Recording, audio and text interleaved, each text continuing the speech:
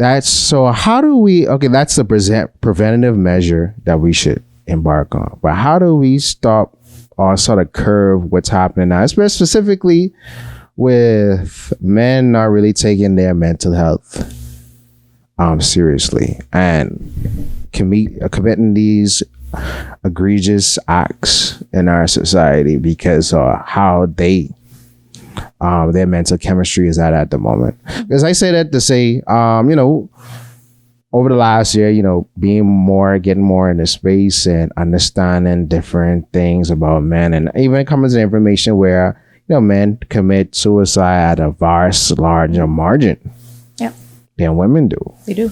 And people will be like, okay, so why is this happening? And I was like, I had a conversation with a friend last week. I was like, because I think how we think each group is processing the information the same, they're not processing it the same way. Okay, so let's talk about why. Okay. Why do you think? Because I'm just going to lead to the jacket. Because I've had friends that commit suicide. Mm-hmm. Recently, I found out last week, one of my old roommates, allegedly, he self-transitioned before the new year happened. Condolences. Yeah. His birthday was last week, and I found out because a friend messaged me and was like, yo, look at their wall. They saying he gone. And I start doing the research, and I was like, yo, when does this happen? And I called one of my other boys because me and him was just talking about, because he lives in Atlanta now, and I was like, yo, when we get by, we need to have a reunion, And we just was talking about this like a month ago, not knowing that this happened during that time. And that's probably why it was on my mind. I watching old videos and things like that. And I know a lot of his past to where it's like, you've been through some trying times, but along the way you feel inadequate as a man. And I was like, I feel like his life was turning around because he just had a child. His son just turned 1. Okay. The girl he was with for a long time, they looked like their relationship was getting healthier, but then this still was the end result. Mm-hmm. So I'm like, something's missing, like something ain't connected. And he was 1, and between him and my other friend who committed suicide years ago, they both were a lot of the reasons why I do what I do now. Because they was telling me like, bro, you could do this, bro. I see the light in you, bro. You this, that.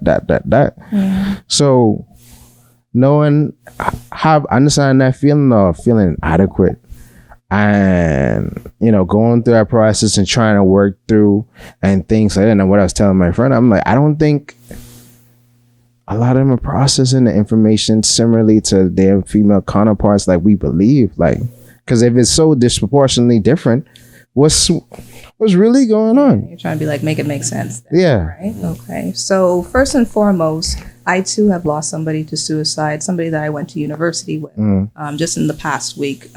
Like we used to go to parties together. We weren't like actual friends, but like more acquaintances. But she died by suicide. That's more inclusive language than committing suicide, because then I like to say self-transitioning. I did hear you say that. Yeah.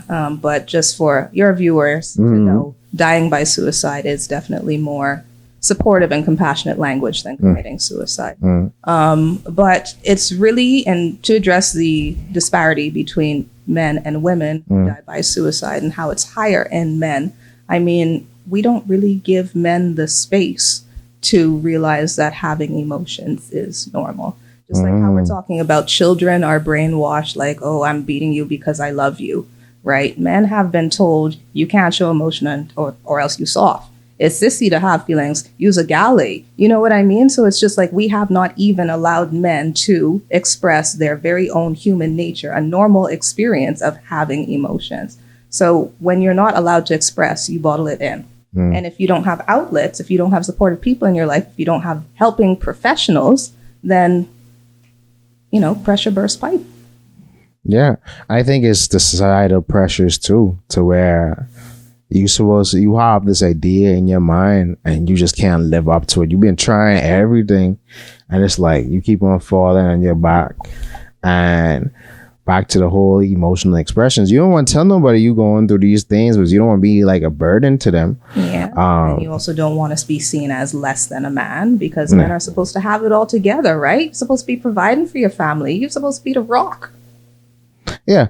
But I think that's an internal thought more than external these days. Because I think if I was feeling that way and I expressed I was feeling that way, you will see man come like, bro, you ain't gotta do this, da da da da da. The comfort would come then. But if I keep it bottled to myself and don't say nothing, and it happened, then the people will have the regret, like, yo, you should have told me this and that and that, but da, da, da. So I think it's mainly based on the individual because they feel like, I don't want to put this on somebody else. Like, yeah, they got good what going on. I don't want to be, I don't want to feel the worst because if I tell you, then you're gonna look at me down in a certain kind of way or less. Individual thing, or is that because they don't feel like they're going to be supported by external? Right? It really comes down to the external. We have to be more supportive. We honestly have to be more open. And it's something that we ain't hard to do that. We really are not. We're not. It's starting to improve. But honestly, as a culture and a society, we ain't into that. Yeah, because even I remembered, he even gave me the slide like we was in Atlanta, right? So I could tell a good story. So leg up, John. Yeah, he getting comfortable. So because we were actually supposed to record an album together. Like we had a whole mixtape series called Limburg, the mixtape, and I was gonna do my debut project called Contradictions. Okay. So my life is a contradiction, and I feel like even from then to now, because that happened 2014, I feel like, my life has become less of a contradiction because it was like, I started actually being more intentional with myself. So, I think we was having some conversation and like, when you can call it Jew week, but he was just always, hot suits because this is all his daddy used to buy him suits, and I was like, I needed to go buy a suit. And he's like, bro, what size you is? Da da da da. Yeah.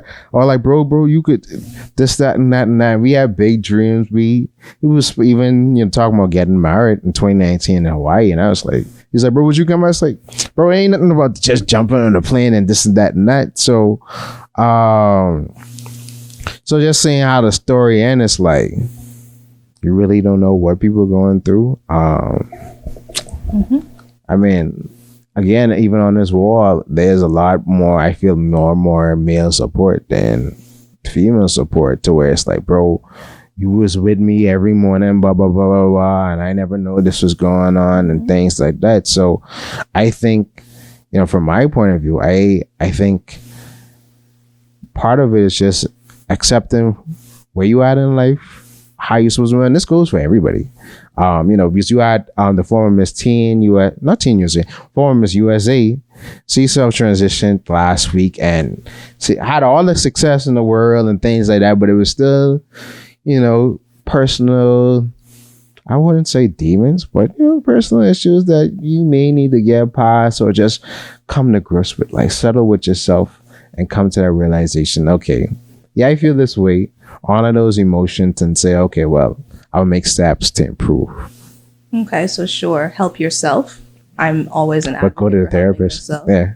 Right? But that's what I mean, like getting steps to help yourself. So know yourself, know when you're good, when you're not, and seek assistance. But we also cannot just put the onus on people. We cannot do that because as a society is one big system. I taught you all about systems theory. Yeah. Okay, I learned you all about that today. Honestly, we really have to do our part. We really do. We can't just be like, well, somebody will reach out if they're not feeling okay. No, you have to be intentional about your relationships.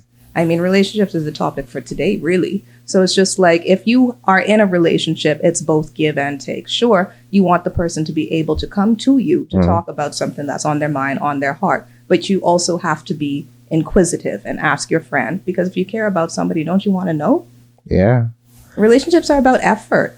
You know what I mean? If you're not willing to put in the effort, then why be in a relationship of any nature? And that's where the best relationship advice you could give on the relationship part. Because honestly, people used to double us the relationship part because we used to talk about relationship until I got like sick and tired of it. I'm like, let's talk about something else. But I thank you for the wise words of wisdom. Before we wrap up, would you like to, get people where they can find you? Last thoughts. The floor is all yours, Miss Johnson. So last thought, I didn't mention this at the time, but when we were talking about like what stage of healing do you have to be at to start dating again? So I talked about how there is no such thing as stages of healing. Healing is not linear. It's a process, not a destination. But then also we have to be mindful of how harmful thinking that you can only be in a relationship if you are healed is, because people who have been through traumatic experiences, adverse life experiences, they know that they will never be the same as when prior to the event. Right? So then there's a lot of shame. There's a lot of negative self-image that they would then take on if people are just saying like, yeah, you got to be healed to be in a relationship. It's just like, well, if I'm never going to be healed, then do I not deserve love? Do I not deserve attention, affection, compassion? So we really have to be mindful that it can be really harmful to tout that you got to be healed to be in a relationship, because firstly, that's not true.